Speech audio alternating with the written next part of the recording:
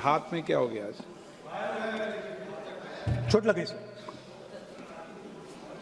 अंगूठे में लग गई थोड़ी।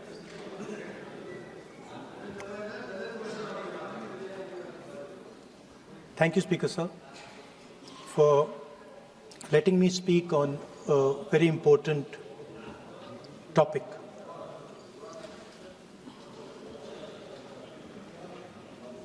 Women are a central force, a driving force in our national imagination, in our national perspective. All of us, every single one in this room, has been influenced, taught, learned a lot from women in their lives. Mothers, sisters, wives. As Rijiju said, of course, Prime Minister and myself don't have that wife issue. So we don't get that input, but we have our mothers and our sisters. Yesterday, I was watching my sister achieve something that, in 5 minutes, achieve something that I have not been able to do in maybe 20 years of my political career, which was to make Mr. Amit Shah ji smile. There's something that I also need to practice and learn, and I was feeling very proud as an older brother as she was doing that, delivering the speech in a way that is different than mine, of course.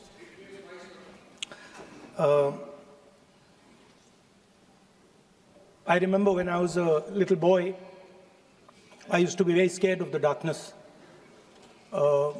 And we used to have this huge dog who used to attack my sister and me all the time. So we were very scared of going out into the garden at night. We were scared of the dog. And one day my grandmother somehow found out about this.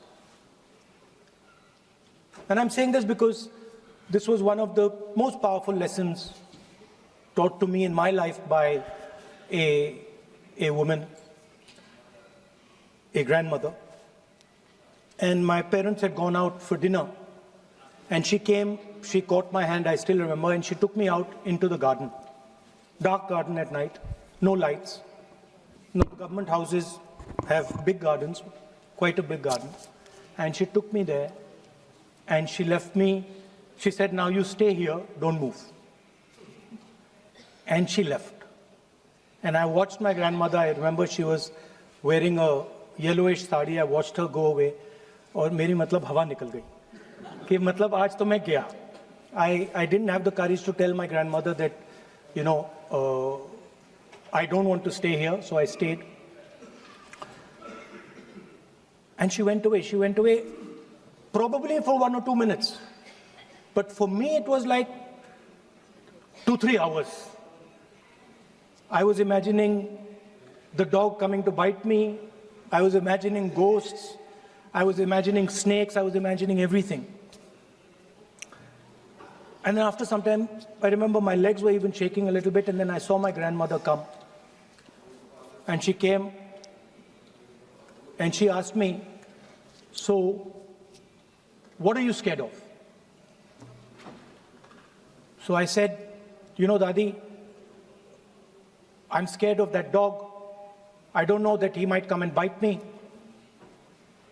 I'm scared of somebody being in the garden that I don't know. I'm scared of bats. I'm scared of snakes. I'm scared of things I can't see.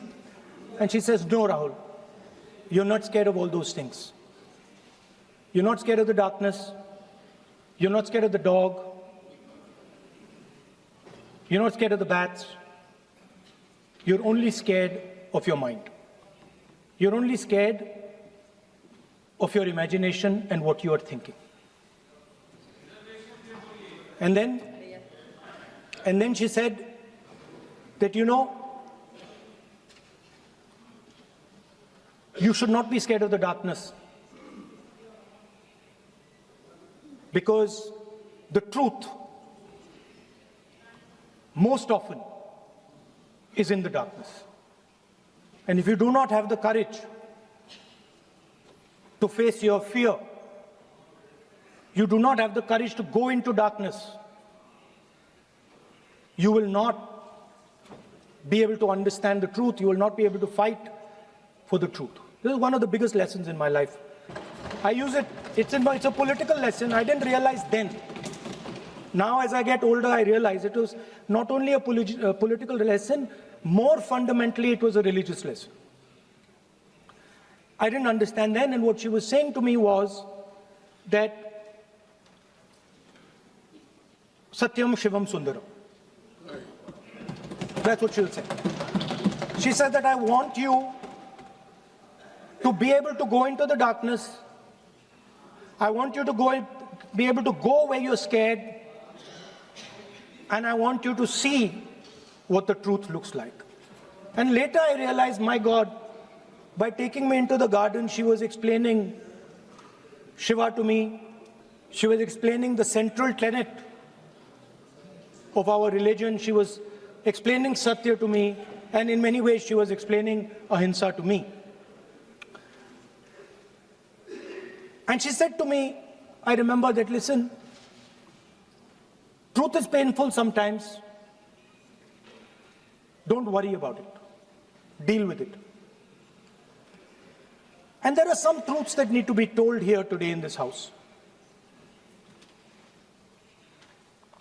The first truth is that this is not a women's bill. This is nothing to do with the empowerment of women. There is a women's bill. It was passed in 2023 in this house itself. And my friends and teachers in the BJP said that it will be implemented in 10 years' time. That is the women's bill. This is an attempt to change the electoral map of India, using and hiding behind India's women. And actually it is a shameful act, because instead of giving them women's reservation, which is very easy to do, and every single opposition person will support it right now, bring that old bill back right now, and we will help you pass it for implementation from this second. Now, that is the women's bill. This is something else. And the truth needs to be told about what this is. There is a central truth in India's history, in India's past and present. And I have become more and more and more aware of this truth. And that is the brutal, cruel, unforgiving treatment of the OBC community, of the Dalit community, and other communities, minorities and women. And this is a historical fact. This need not be argued here. Everybody knows how Indian society treated OBCs, treated Dalits, what was done to them, what was done to their women, what they were allowed to do, what they were not allowed to do,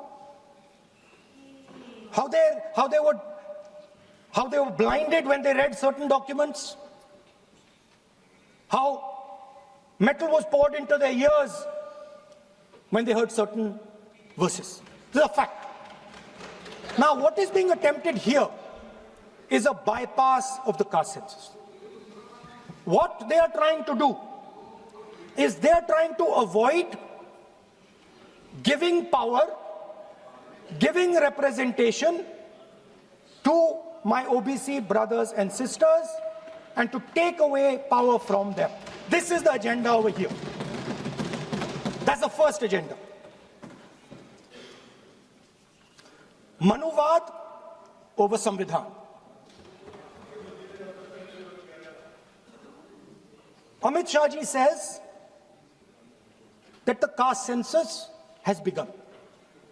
And he repeated twice yesterday, trying to be clever, saying that houses don't have castes. The point is not whether houses have castes or don't have castes.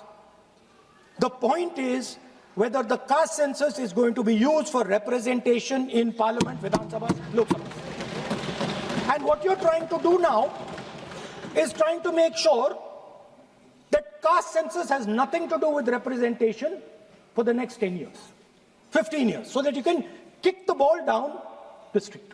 That's the first thing that is being done. Second thing that is being done,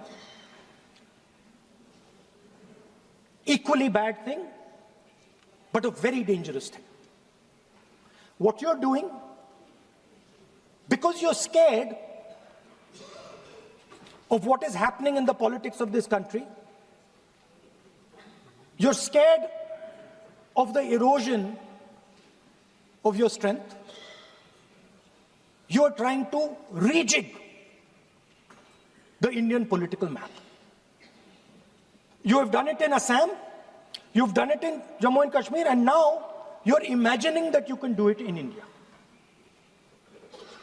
And you need a constitutional amendment to do that. Now let me explain what you are doing. You are telling the South Indian states, you are telling the northeastern states, you are telling small states in India that in order for the BJP to remain in power, we are going to take away representation from you. This is nothing short of an anti-national act. This is what you are doing. And under no circumstances are we going to allow you to do it. So I am telling you very clearly right now that the entire opposition is going to defeat this attempt of yours to attack the nation state and deprive OBCs and Dalits of their rightful place in society. I want to ask, corporate India, entire financial structure of India, where are the Dalits? Where are the OBCs? Where are the Adivasis? Top bureaucracy of this country. Aapka galti hai. Where are they? Judiciary, private sector, private hospital sector, healthcare sector, education sector. Earlier, there used to be something called the public sector. Public sector provided space for Dalits, OBCs. You've removed it, demolished it, handed it over to your friends. Yes. So you call OBCs Hindus, you call Dalits Hindus, but you do not give them any space in the power structure of this country. And you can ask this to any Dalit, you can ask it to any OBC. This is a fact. You call them Hindus, but you do not give them any place in this country. Yes, be cool. And you are...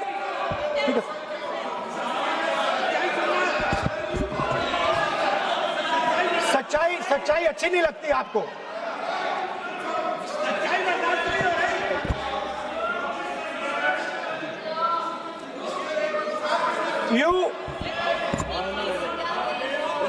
After you can reply. You can reply. I'm not yielding.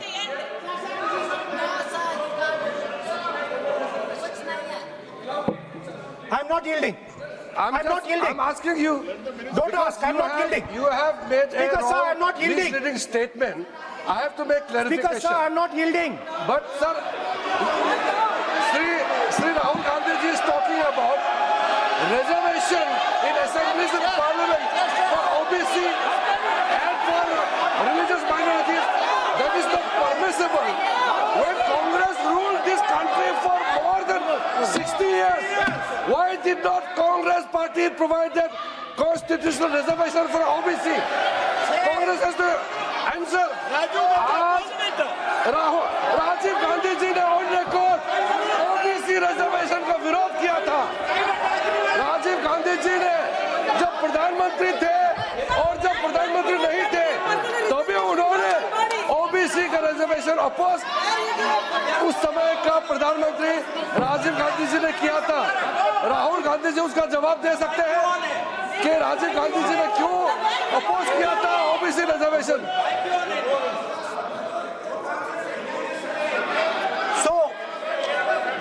So I want to assure my friends, brothers and sisters across the country,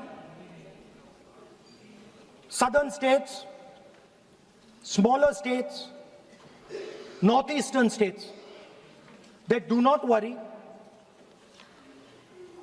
we are not going to allow them. We are not going to allow them to attack the Union of India. You are equal participants in the Union of India. They will not dare to touch your representation in the Union of India. Speaker, sir, this same question was faced by Indira Gandhi ji and also by Mr. Vajpayee. Both of them faced this question. They understood the dangers and they did not take the action the Prime Minister is taking. You can check. It was done by Indira Gandhi ji and it was done by Mr. Vajpayee. I am going to explain later in the speech why Mr. Modi is doing it. Then you can have your answer. Wait. It's coming. Now, it's loading. Exactly. Now,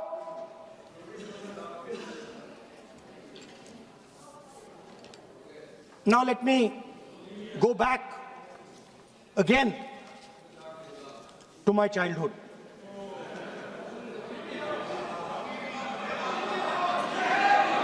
When I was small, Speaker, sir,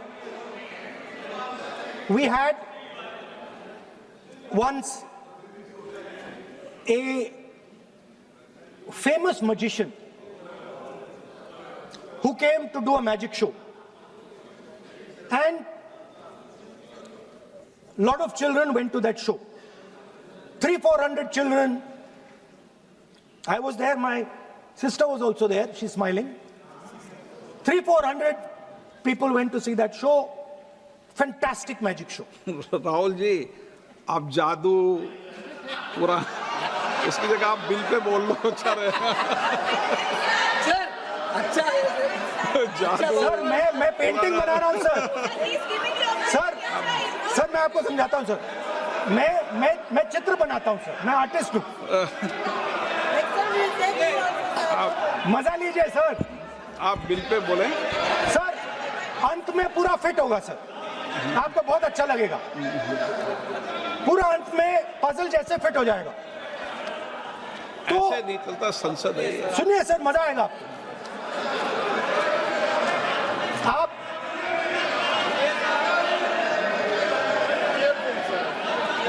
parliament मर्यादा से चले, ये मेरी जिम्मेदारी है, इसलिए मैं कहता हूँ।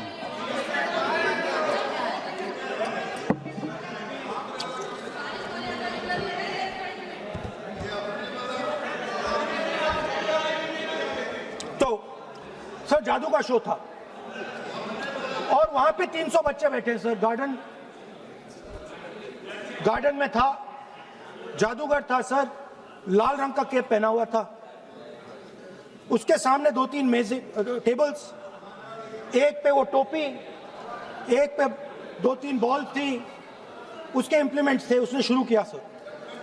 पहले उसने पहले टोपी उठाई और टोपी में से उसने खरगोश निकाला ऐसे। बच्चे देख सर, सुनिए सर, कनेक्टेड है टोटली। उसने खरगोश निकाला सर, बच्चों को बहुत मजा आया, हम देख रहे थे। उसके बाद सर वो जगलिंग शुरू की सर। वो 6 बॉल थी, उसमें बीच में गायब कर दी। बच्चे बिल्कुल हैरान, हम तालियां बजा रहे हैं, हंस हंस के तालियां बजा रहे हैं सर। उसके बाद क्या हुआ सर, वो मेज थी सर, वो मेज पे खड़ा हुआ ऐसे, और उसके असिस्टेंट्स आए और उसने उस पे चेन बांध दी, 3-4 चेन। और असिस्टेंट्स आए, वो ताले लिए, उन्होंने ताले लगा दिए और सब ऐसे खड़े हो गए। चेन लग गई सब जगह और उसके ऊपर उन्होंने वो कैप सा लगा दिया काला। Sir artistic freedom. मैं इसलिए कह रहा हूँ सर, उसको ऐसे किया। आप प्रतिपक्ष सर आज मैं कर रहा हूँ सर। प्रतिपक्ष के नेता ये पुराने समय की जादू की नो, ये ठीक नहीं है। Not fair.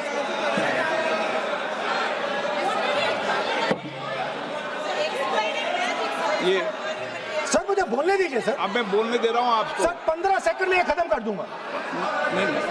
सर तो ऐसे खड़ा हुआ और उस पे वो लगा दिया कैप और स्टॉपवॉच शुरू कर दी। 1 मिनट 3 मिनट का टाइम दिया सर। 3 मिनट वो ऐसे ऐसे अंदर कर रहा था उसके। सर 3 मिनट बाद क्या हुआ, कहा कि भैया इधर आओ इधर आओ इधर आओ। वो आए, उन्होंने कैप उतारा, उसके ताले वहीं के वहीं, वो फंसा पड़ा। हम हंस हंस के मर गए सर। ये हो क्या रहा है? 300 बच्चे सर हंसना शुरू कर दिया। क्या था सर अब हुआ क्या, मैं आपको बताता हूं, कनेक्टेड है सर। सर हुआ क्या, मैं राहुल गांधी जी, उसके बाद सर बोलने दीजिए सर।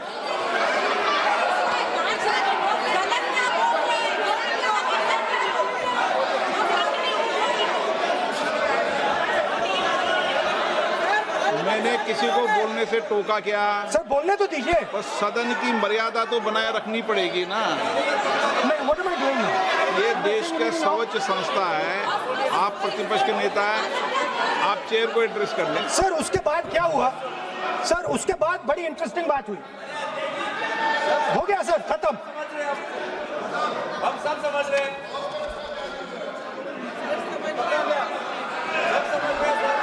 सर उसके बाद क्या हुआ,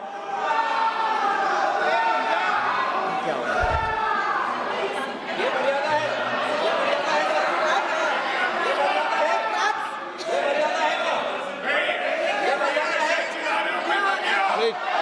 प्लीज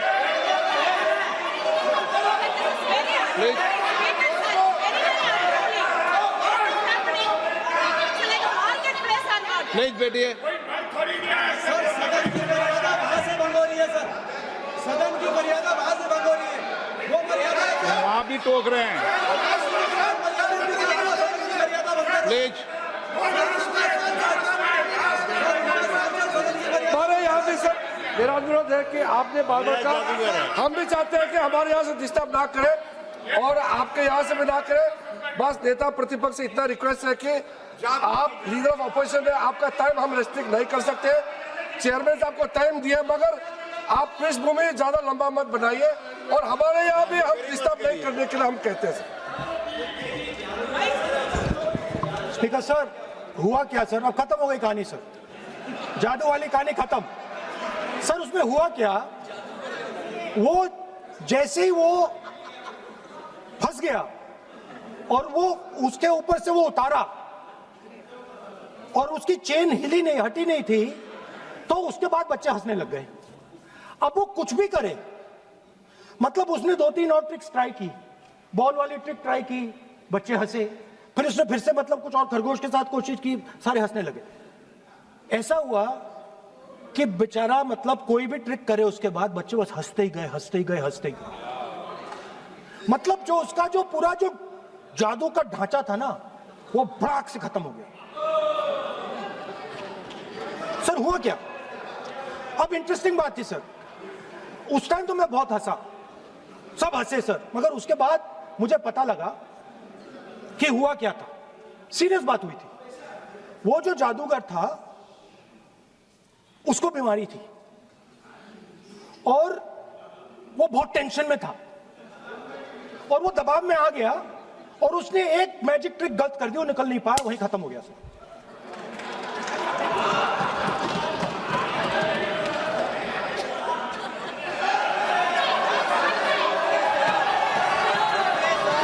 सर हंस लीजिए सर, प्लीज ये सर। तरीका है क्या? आप सदन में इसी तरीके की चर्चा करना चाहते हैं क्या? सर क्या खत्म सर। मतलब इतना बड़ा दल है आपका,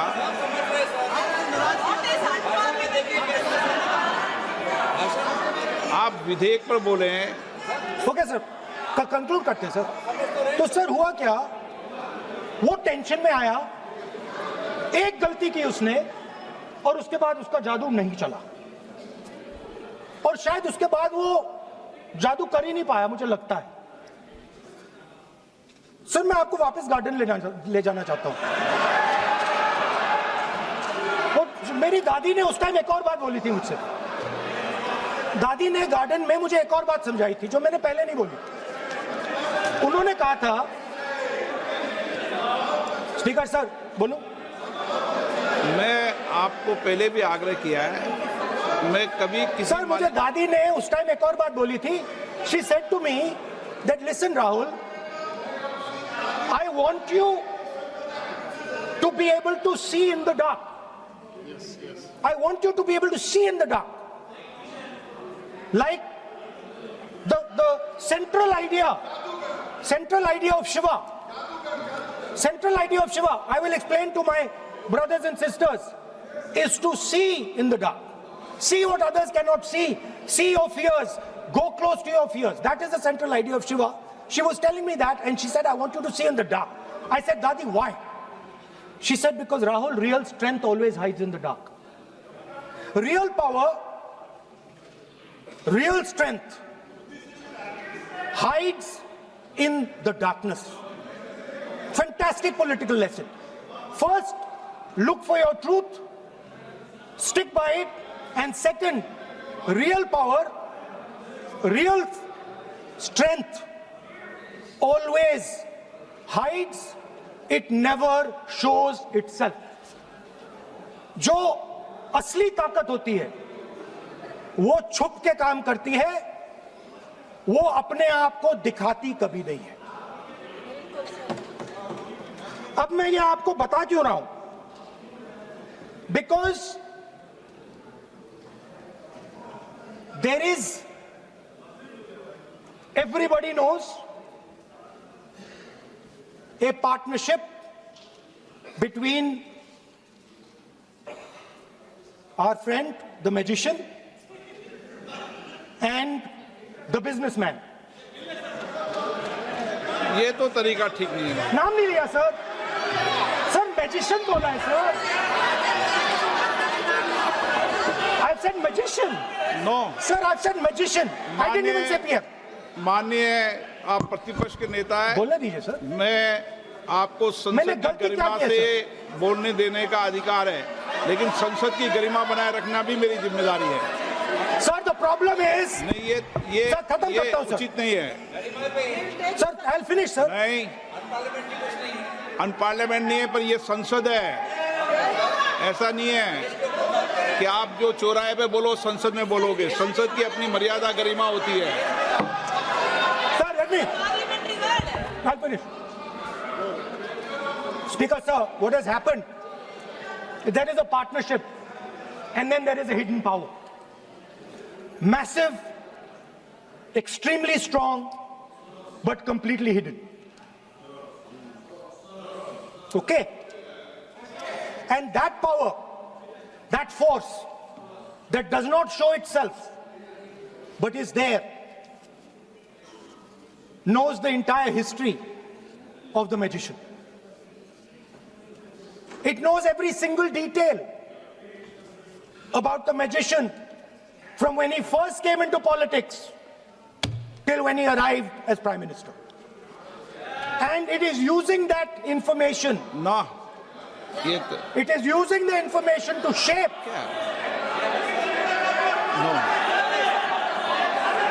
नो देखिए मैं आपको फिर कह रहा हूं राहुल गांधी जी, क्या बोल रहा हूं सर? आप नो नहीं, वेणुगोपाल जी ये उचित नहीं है। Don't disturb us, sir. मैं Let them reply, disturbance- sir. Home Minister is going to reply. मैं आपको Why you बताऊं, go worry, home sir? Minister साहब भी बोलते हैं, विधेयक पे बोलते हैं, जो भी बोलता है विधेयक पे बोलता है। आप भी बोले हमने किसी को टोका नहीं, प्रियंका जी बोला हमने कोई टोका किसी को, लेकिन सदन की गरिमा मर्यादा बनाने की जिम्मेदारी तो अध्यक्ष की है ना। नो कितने बार disturb कर दिया? विधेयक में सर बोलने तो दीजिए सर, बोलने दे रहा हूं ना मैं आपको, नहीं विधेयक बोलने में दे रहे बोलिए। Sir. Sir this action, okay speaker sir, I'll वो उधर जाऊंगा नहीं sir. So this action, please understand what has happened here. It is important that everyone understands. The BJP knew, they knew very clearly that this bill actually cannot be passed. They knew it. They're not stupid. They knew every opposition person would oppose it. This bill cannot be passed. This was a panic reaction. This was a panic reaction because the Prime Minister at any cost needed to send two messages. Number one, he needed to change the electoral map of India. And number two, he needed to send a message again that he is pro-women. Why he is doing that, I will leave to your imagination. But I will leave it to your imagination, but the powers that be know exactly why he's doing it. Sir, the truth is the magician has been caught. The magician of Balakot, the magician of demonetization, the magician of Sindhur has suddenly got caught. Why? Yeah. Because he was...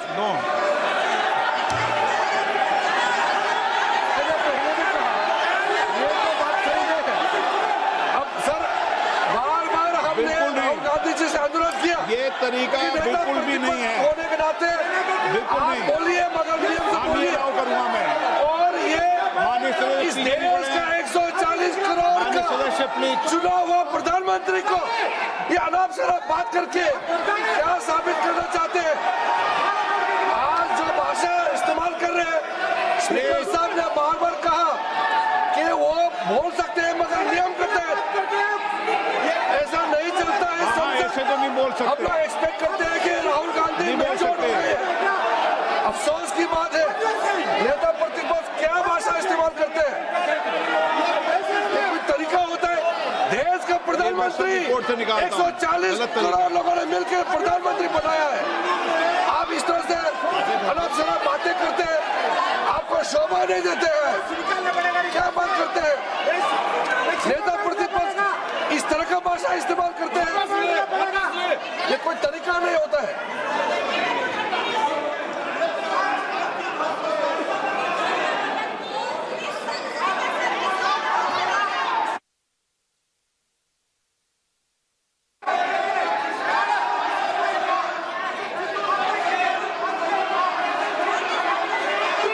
मैं इतना कहना चाहता हूँ sir, रक्षा मंत्री जी को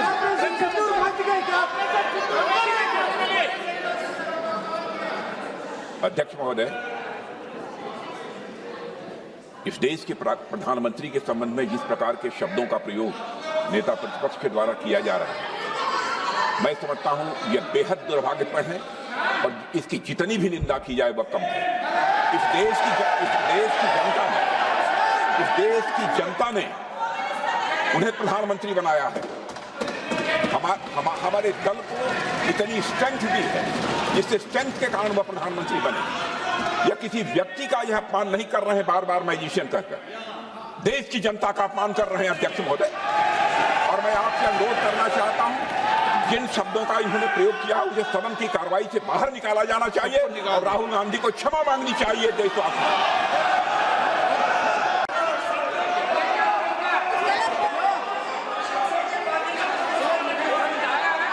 नहीं,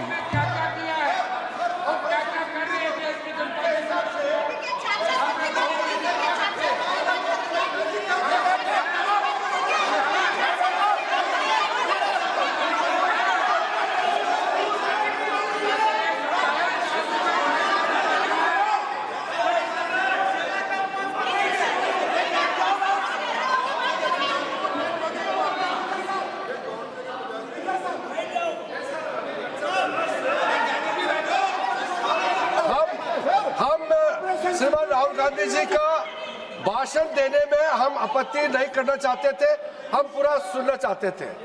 जो राहुल गांधी जी ने जैसे ऑपरेशन सिंदूर को जादू किया है बोलता है, बालाकोट स्ट्राइक हमारे वीर जवानों ने जो कार्रवाई किया उसको मजाक उड़ा रहे हैं। 140 करोड़ भारतीयों ने प्रधानमंत्री बनाया, उसको वो जादू कहते हैं। ये कोई तरीका है? उसके लिए नहीं, उनको जो ऐसे बाहर निकलो। और वैसे सर रक्षा मंत्री जी ने भी कहा है, हम भी कह रहे हैं, आपने कई बार डायरेक्शन दिया है कि आप भाषण कीजिए मगर नियम के तहत भाषण कीजिए। हम शांति से सुन रहे थे, आप बार बार प्रधानमंत्री को जिस नाम से लेकर के आप मजाक उड़ा रहे हैं, ये देश का मजाक है। प्रधानमंत्री देश का होता है, प्रधानमंत्री सिर्फ आपका मेरा नहीं है। इसलिए कार्रवाई से आपका आपत्तिजनक शब्दों को हटा दिया जाए और स्पीकर के डायरेक्शन को आप मानना चाहिए। और हम लोग सब आज विशेष बिल को लेकर के चर्चा कर रहे हैं, उस पर आप बोलिए, हम उसको रोकने का हमारे अधिकार नहीं है, मगर तरीका से भाषण होना चाहिए। और आप तो नेता प्रतिपक्ष है, आपसे लोग सीखना चाहिए। आपके पार्टी में नए नए MP आए हैं, वो क्या सीखेंगे? तो नेता ही ऐसा व्यवहार करेंगे तो।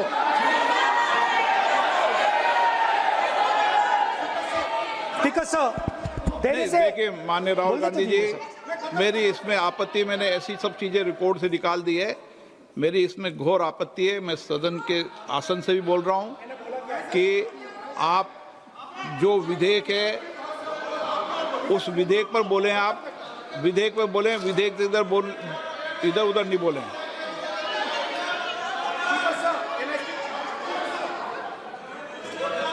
Sir, I mean, come on, I need to go also. I need to go. आप ऐसे नहीं करें। Speaker sir, sir, there is a central confusion in the mind of the BJP. अरे सर कितने बार उठेंगे सर? ये सदन का बेनिफिट के लिए सर, ये सदन का बेनिफिट के लिए मैं बता रहा हूँ, ये रूल्स में जो की वर्ड्स एंड एक्सप्रेशन जो अनपार्लियामेंट्री है, even magician refer to the minister is also unparliamentary. ये रूल है और रूल्स को तो मानना पड़ेगा। मैं आपको रूल का किताब भेज देता हूँ, आप भी देख लीजिए। लिखा भी हुआ अनपार्लियामेंट्री एक्सप्रेशन ये हमने नहीं बनाया, ये अनपार्लियामेंट्री एक्सप्रेशन आपके समय का किताब है और आप उसको मानते नहीं है क्या? पढ़ते नहीं है। नहीं, आप एक मिनट राहुल जी, आप बैठिए, एक मिनट बैठिए, आप एक मिनट बैठिए, एक मिनट बैठिए आप। मैं कभी सदन में किसी मान्य विषय को, माननीय सदस्य चाहे किसी भी दल का हो, कभी भी मैंने आपत्ति नहीं करता, लेकिन मेरा सदन के सभी सदस्यों से आग्रह है, सब माननीय सदस्य चाहे एक भी दल का सदस्य वह भी सम्मानीय है।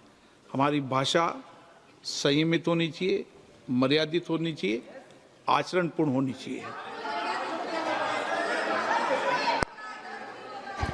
Speaker sir, there is a central confusion, and I have to put this right. There is a central fundamental confusion in the minds of the BJP and its leadership. And the confusion is that they think they are the people of India. You are not the people of India. The people of India are something else. They also think that they are the armed forces. You are not the armed forces. The armed forces are something else. You're a political organization. You are not India and you're not the armed forces of India. We are not attacking the people of India. We are not attacking the armed forces of India. We are attacking you. Do not hide behind the people of India or behind the armed forces. So stop hiding like cowards behind the armed forces and behind the people. Come out and talk to us and have a discussion with us. Now, going back to my speech, Speaker sir. As I said, the magician has been caught. Please no, मैं ऐसे शब्दों का उपयोग इस सदन में नहीं करने दूंगा, चाहे सत्ता पक्ष सहमत हो। वो नहीं बोल रहे सत्ता पक्ष वाले, पर मैं उपयोग नहीं करने दूंगा। ठीक है, आप अगर नहीं मानते हैं तो मैं ऐसे शब्दों का उपयोग, ऐसी भाषा का अलाउ नहीं करूंगा।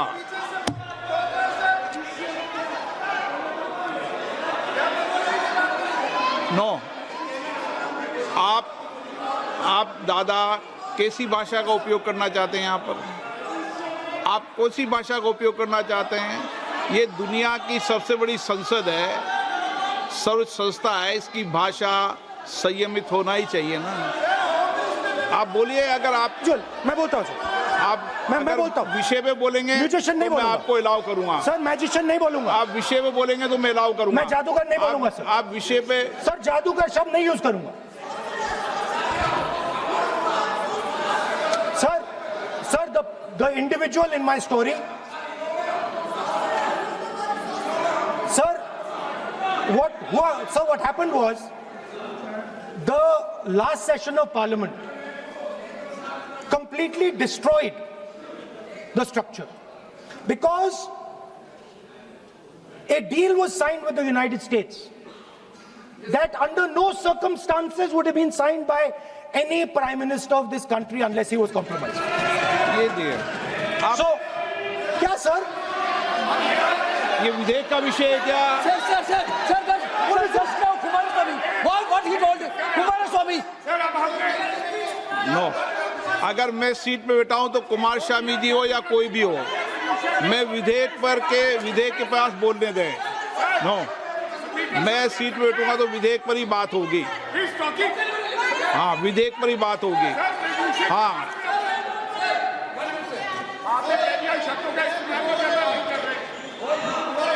मैं जब आसन पे हूं तो विधेयक पर ही चर्चा होगी।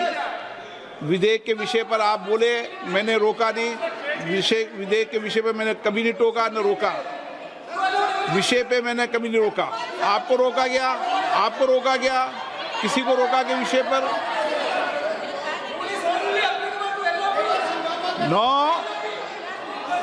नो, सब पे अलाउ है, लेकिन उस बिल के संदर्भ में ही।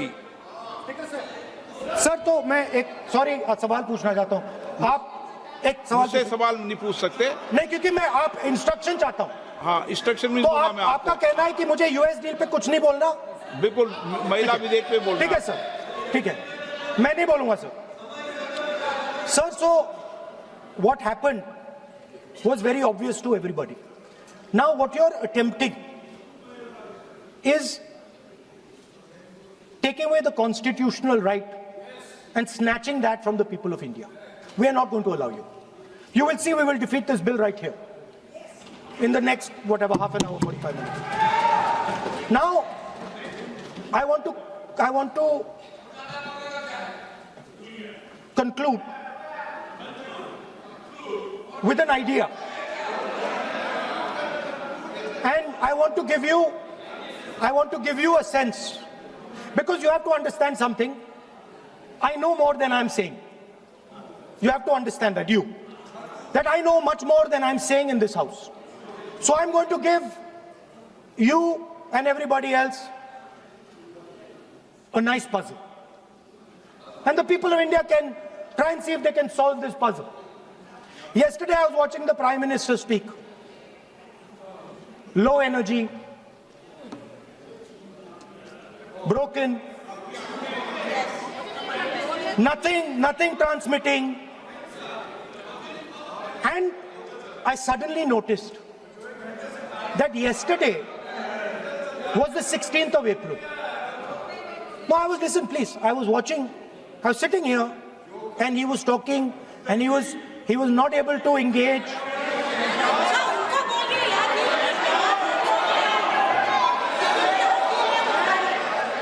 He was not able to engage because clearly trying to pass this bill was a mistake because everybody knew there wasn't going to pass. Panic reaction, as I said.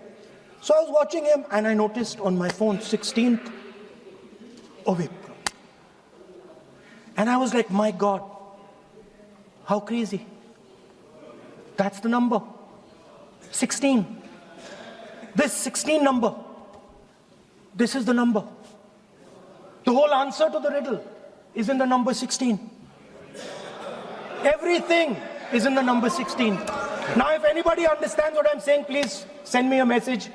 And on Twitter, you can tell what it is. But the answer to your problems, and you're going to find out very soon, is in the number 16. Thank you, sir. Samajwadi party महिला आरक्षण के पक्ष में है। Bharatiya Janata party इस आरक्षण को लेकर के भाजपा अपना नारी का नारा बनाना चाहती है और बदलने की कोशिश कर रही है। भारतीय जनता पार्टी ये बताए कि उनके 21 स्टेट में जहां सरकारें उनके सहयोगी साथियों के साथ चल रही हैं, कितने मुख्यमंत्री इनके बने हुए हैं, कितनी महिला मुख्यमंत्री बनी हुई इनकी? जीरो। और जो दिल्ली की बनी हुई हैं, हालांकि वो हाफ चीफ मिनिस्टर हैं। अखिलेश यादव जी, अध्यक्ष महोदय, अध्यक्ष महोदय, मैं आपका धन्यवाद देना चाहता हूं।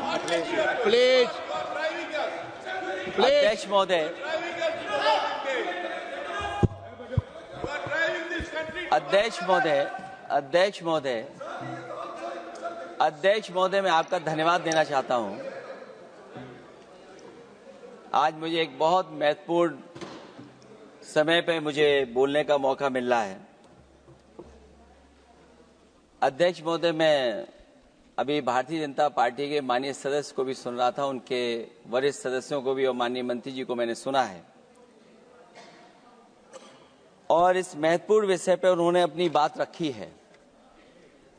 समाजवादी पार्टी महिला आरक्षण के पक्ष में है और समाजवादी पार्टी का इतिहास रहा है कि हम लोगों ने हमेशा महिलाओं को आगे बढ़ाने के लिए काम किया है। हमारे नेता जिनकी विचारधारा पे हम लोग आगे बढ़ रहे हैं, डॉक्टर राम मनोहर लोहिया, उन्होंने हमेशा जेंडर जस्टिस और सोशल जस्टिस की बात की है। हम समाजवादी लोग जेंडर जस्टिस और सोशल जस्टिस के पक्ष में हैं और महिलाओं का आरक्षण 33% हो उसके भी पक्ष में हम लोग बोल रहे हैं। और ये लड़ाई हमारी निरंतर चल रही है और कहीं न कहीं आरक्षण हमारी पीढ़ी के आह्वान को और मजबूत कर रहा है। लेकिन जिस तरह की बातें हमें सुनने को मिल रही हैं, अब भारतीय जनता पार्टी नारी को नारा बनाने की कोशिश कर रही है। भारतीय जनता पार्टी इस आरक्षण को लेकर के भाजपा अपना नारी का नारा बनाना चाहती है और बदलने की कोशिश कर रही है। जिन्होंने नारी को अपने संगठन में नहीं रखा, उनके मान सम्मान के लिए कैसे रखेंगे? और अगर ये बात गलत है, अध्यक्ष महोदय, जिस पेरेंटल संगठन से आप निकले हैं उसमें मान सम्मान के लिए संगठन में कितनी नारी हैं ये बता दें आप। और इनका, क्योंकि पिछले कई वर्षों से अध्यक्ष जी ये सरकार में है, और मैं सुन रहा था माननीय मंत्री जी को मैं सुन रहा था, उन्होंने बहुत सारे योजनाएं, बहुत सारे कार्यक्रमों की जानकारी दी। लेकिन अगर हम दुनिया के आंकड़े देखें, जेंडर इक्वलिटी में हम कहां खड़े हैं, हम 146 में 127वीं जगह पर खड़े हैं। और अगर हम इनके खुद के सरकारों को देखें अगर, तो अध्यक्ष महोदय इनके 21 जगह सरकारें हैं, 21 जगह यूनियन टेरिटरी और स्टेट मिलाकर के और सहयोगी दलों के साथ मिलकर के 21 सरकारें इनकी हैं। भारतीय जनता पार्टी ये बताए कि उनके 21 स्टेट में जहां सरकारें उनके सहयोगी साथियों के साथ चल रही हैं, कितने मुख्यमंत्री इनके बने हुए हैं, कितनी महिला मुख्यमंत्री बनी हुई इनकी? जीरो। और जो दिल्ली की बनी हुई हैं, हालांकि वो हाफ चीफ मिनिस्टर हैं, और वो भी महिला होने के नाते केवल हाफ चीफ मिनिस्टर हैं। नहीं, अधिकार कहां है? एक चीफ मिनिस्टर के जो अधिकार होते हैं, एक स्टेट के जो अधिकार होते हैं, क्या आपके दिल्ली की मुख्यमंत्री के पास वो अधिकार है? और फिर जो अभी तक जो सबसे बड़ी पार्टी है, जो सबसे बड़ी पार्टी अपने आप को कहते हैं, पूरे देश में जितने भी इनके विधायक चुने गए हैं, आप बताओ आपकी संख्या क्या है? 10% से ऊपर नहीं जा पा रहे हैं आप? क्या 10% से ऊपर हैं आप? और फिर लोकसभा की गिनती में अगर हम देखें, तो लोकसभा की गिनती में कितने संख्या में आप हैं? इसलिए अध्यक्ष महोदय, जहां हम ये कहते हैं कि हम महिला आरक्षण के पक्ष में हैं, वहीं कुछ सवाल हमारे भी आपके लिए हैं। मैं उससे पहले याद दिलाना चाहता हूं कि कई बार लोग ये कहते हैं कि समाजवादी पार्टी विरोध करती है। अगर हम अपनी बात कहना चाहें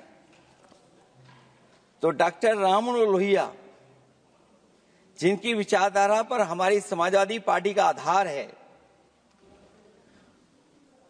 उनके द्वारा हमेशा महिलाओं को पुरुषों के बराबर की हिस्सेदारी हर क्षेत्र में देने की बात कही गई। और मैं उनको कोट करना चाहता हूं कि संस्कार का आरंभ महिला से होता है। यदि महिला जागृत है तो पूरा समाज जागृत हो जाता है।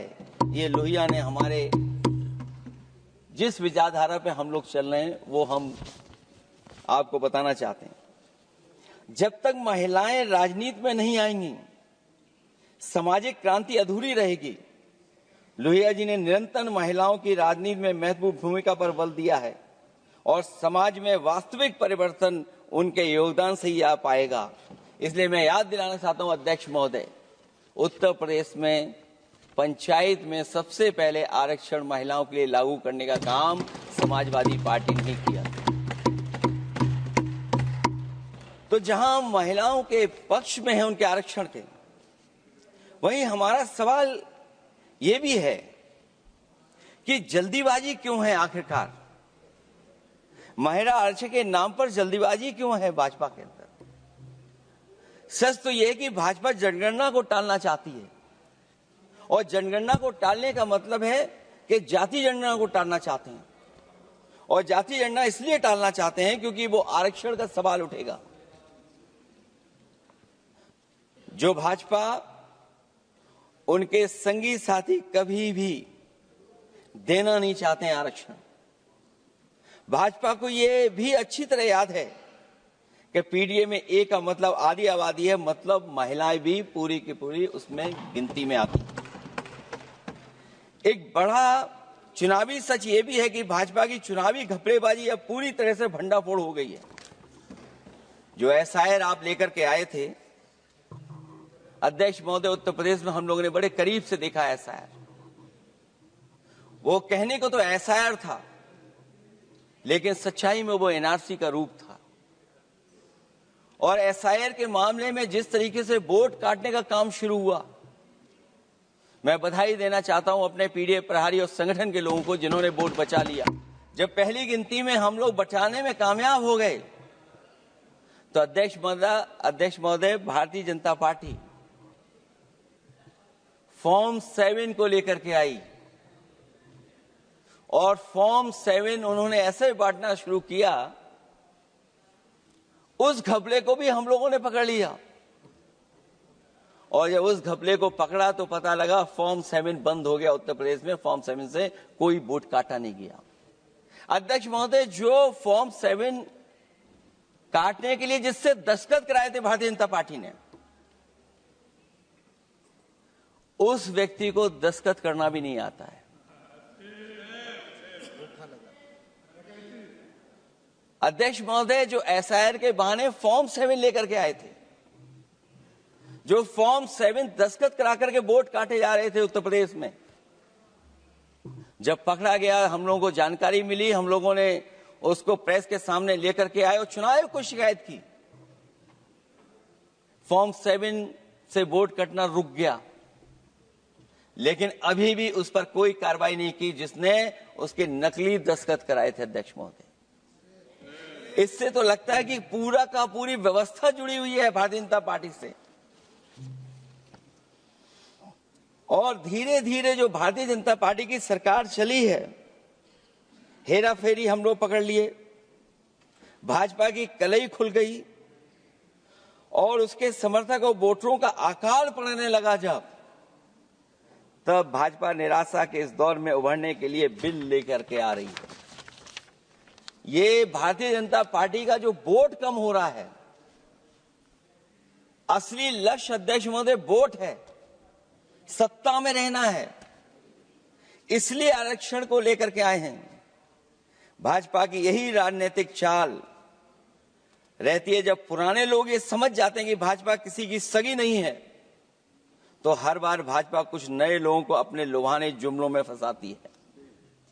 इस बार भाजपा महिलाओं को लेकर ये पुरानी चाल चल रही है, लेकिन सफल नहीं होगी, क्योंकि सबसे ज्यादा दुखी तो महिलाएं ही हैं। भाजपा की कमीशन खोरी और चंदा वसूली की वजह से जो महंगाई बढ़ी है, उससे उनकी रसोई सूनी हो गई है। रही सही कसर सिलेंडर की, बेतहाशा बढ़ती कीमतों ने पूरा कर दिया है। ये अध्यक्ष महोदय, मैं इसलिए कह रहा था कि माननीय मंत्री सिलेंडर की याद दिला रहे थे। उन्होंने इज्जत घर को भी याद दिलाया, जिसको कभी प्रधानमंत्री जी ने कहा कि ये इज्जत घर होंगे। गांव गोद लिए गए, जाकर के सरकार देखे उन गांव को अनाथ अगर किसी ने छोड़ा है तो भारतीय जनता पार्टी ने छोड़ा है। हर महिला अपने बच्चों को पढ़ाना चाहती है, लेकिन भाजपा की शिक्षा विरोधी सोच तो सरकारी स्कूल तक बंद करवा दे रही है। महिलाओं का दर्द क्या होता है, ये मेरठ के दुकानदारों के परिवार की महिलाओं की आंखों में आए आंसू भी बयां कर रहे हैं, और नोएडा की मजदूर और मेड के गले बयान भी कर रहे हैं। क्योंकि जब हम बहस महिला आरक्षण पे कर रहे हैं, तो हमें याद रखना चाहिए कि हमारे बिल्कुल बगल में 40,000 से ज्यादा लोग सड़कों पे मजदूर, महिलाएं सड़कों पर हैं, जहां से प्रभु श्री राम जो कभी हम लोगों ने स्क्रीन पे देखा था, वो चुन करके आए थे। वहां पर महिलाएं धरने पर बैठी हैं, और अगर ये धरने पर इसलिए बैठी हैं क्योंकि उनको न्याय नहीं मिल रहा है, भारतीय जनता पार्टी की सरकार की वजह से उनके घर उजड़ रहे हैं, महिलाएं रो रो करके न्याय मांग रही हैं, तो मैं कहना चाहता हूं अध्यक्ष महोदय सरकार से कि अगर ये बिल इतना ही सही है तो इसे मेरठ नोएडा की पारिवारिक और कामगार महिलाओं के बीच बैठकर घोषित किया जाए कि उनके लिए इसमें क्या क्या होने जा रहा है। हम महिला आरक्षण के साथ हैं, पर उस भाजपाई चालबाजी के खिलाफ हैं जो एक साजिश के तहत की जा रही है। भाजपाई और उनके संगी साथी देश की सबसे बड़ी आबादी के वर्ग मतलब पिछड़े वर्ग की महिलाओं के बारे में चुप्पी साधे बैठे हैं।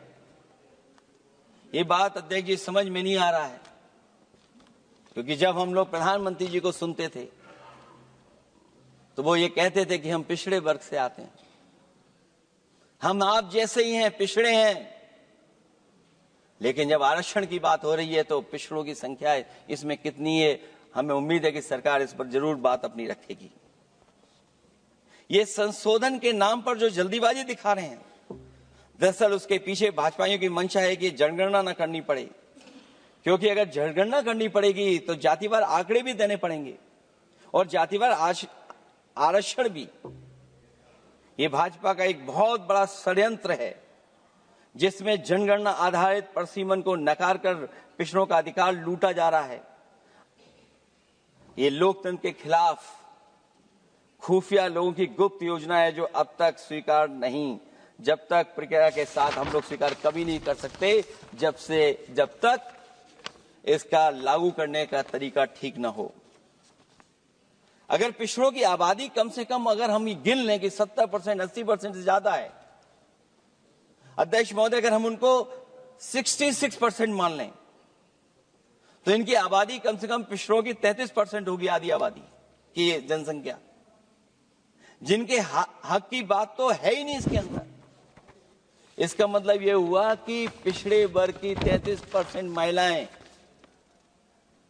उनको हक देना नहीं चाहते ये लोग, हक उनका छीनना चाहते हैं। और फिर जो डिलिमिटेशन का साथ साथ लेकर के आए हैं, ये डिलिमिटेशन क्या है अध्यक्ष महोदय? ये डिलिमिटेशन है कि इलेक्टोरल मैप को बदल दें। हमारे पूर्व में कांग्रेस के सदस्य ने ठीक कहा है कि जब डिलिमिटेशन की बारी आई तो इन्होंने पूरी रणनीति बना करके कि किस तरीके से लोकसभाओं के क्षेत्र बनाए जाएं, क्षेत्र कैसे बने जिससे कि उन्हीं को पॉलिटिकल लाभ मिले। वो हम लोगों ने आसाम में भी देखा और जम्मू कश्मीर में भी देखा है। इसलिए हम चाहते हैं कि पहले जनगणना हो और जनगणना जब आंकड़े सही आ जाएंगे अध्यक्ष महोदय, तब जाकर के डिलिमिटेशन ठीक होगा। और अगर आंकड़े ही ठीक नहीं हैं तो फिर आरक्षण कैसे ठीक होगा? क्योंकि आरक्षण का आधार ही हमारा जनसंख्या पर है। कहीं ऐसा तो नहीं कि आधी आबादी में ये मुस्लिम को भी ना गिनते हो, मुस्लिम महिलाओं को। इसलिए हमारी मांग होगी कि आधी आबादी में पिछड़े और मुस्लिम महिलाओं को भी जोड़ करके इस आरक्षण को पूरा किया जाए। एक जो हमें आशंका है कि जब आरक्षण होगा और डिलिमिटेशन होगा और जब संख्या बढ़ेगी तो उत्तर प्रदेश की संख्या विधानसभा की 500 से ऊपर होने जा रही है। और अगर 500 से ज्यादा होने जा रही है तो उसमें सरकार क्या विचार कर रही है? कहीं कोई ऐसा षड्यंत्र तो नहीं है जो हम महिला आरक्षण के बहाने उस षड्यंत्र को छिपा करके आगे बढ़ रहे हों? क्योंकि उत्तर प्रदेश में 120 सीटें तो लोकसभा की होने जा रही हैं और विधानसभा की सीटें तो अगर 600 हो रही हैं, अगर 600 हो रही हैं तो कहीं ऐसा तो नहीं अध्यक्ष महोदय उसमें भी कोई साजिश षड्यंत्र हो?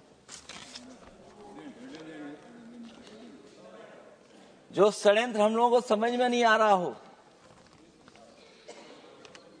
और अगर षड्यंत्र रहेगा तो जैसे अयोध्या हारे आप, एक बार फिर उत्तर प्रदेश आप हार जाएंगे। और 33% सीटें कौन सी होंगी? आप अगर सीट रिजर्व कर देंगे, कॉन्स्टिट्यूंसी रिजर्व हो जाएगी, तो अध्यक्ष महोदय ये महिलाओं के बीच ही कंपटीशन करा देंगे। अगर कॉन्स्टिट्यूंसी रिजर्व होंगी तो अध्यक्ष महोदय, महिलाओं के बीच ही कंपटीशन हो जाएगा, क्योंकि वो अध्यक्ष महोदय, वो माननीय सदस्य कह रहे हैं कि वो तो होना चाहिए। वो सास बहू वाली तो हार गई हैं आपकी।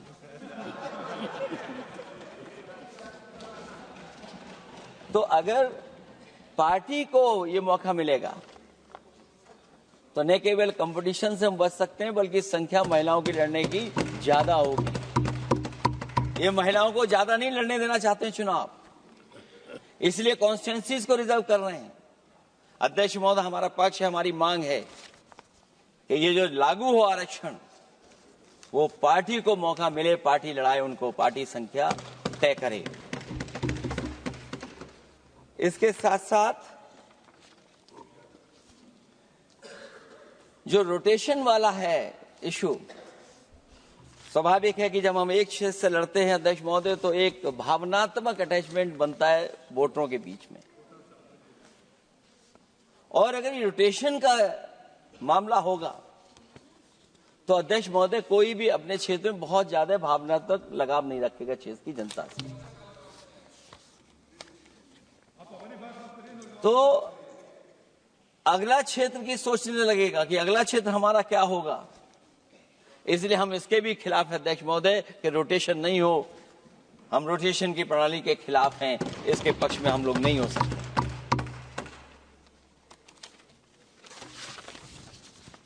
इसलिए अध्यक्ष महोदय, हमारी मांग होगी कि पहले सेंसस कराए, जनगणना कराई जाए।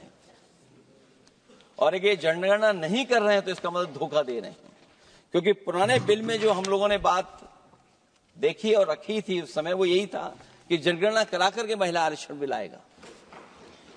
लेकिन ये लोग 2011 का लेकर के आ रहे हैं। इसका मतलब इनकी पूरी तैयारी है कि कौन सा लोकसभा क्षेत्र कैसा होगा। इनके गुप्त लोगों ने वो कहीं ना कहीं नक्शा बना करके रखा होगा, जिसको आरक्षण पास होते ही, बिल पास होते ही ये लागू करने की कोशिश करेंगे। और जो और सुधार होने चाहिए महिलाओं के,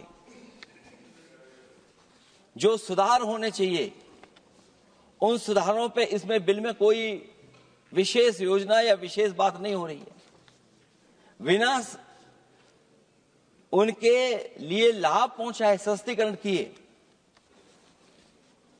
शायद हम पूरा उनको हक नहीं दे पाएंगे। मैं अध्यक्ष महोदय आपसे यही निवेदन और अपील करूंगा कि पिछड़ों को, माइनॉरिटी को, खासकर मुस्लिम महिलाओं को आरक्षण दिया जाए। जो सेंसस से ये दूर भाग रहे हैं, वो इसीलिए भाग रहे हैं क्योंकि जाति जनगणना की मांग उठेगी, और अगर जाति जनगणना की बात उठेगी तो आरक्षण की बात और उठेगी। हमें उम्मीद है कि हम लोगों की बात मान करके सरकार उस पर विचार जरूर करेगी।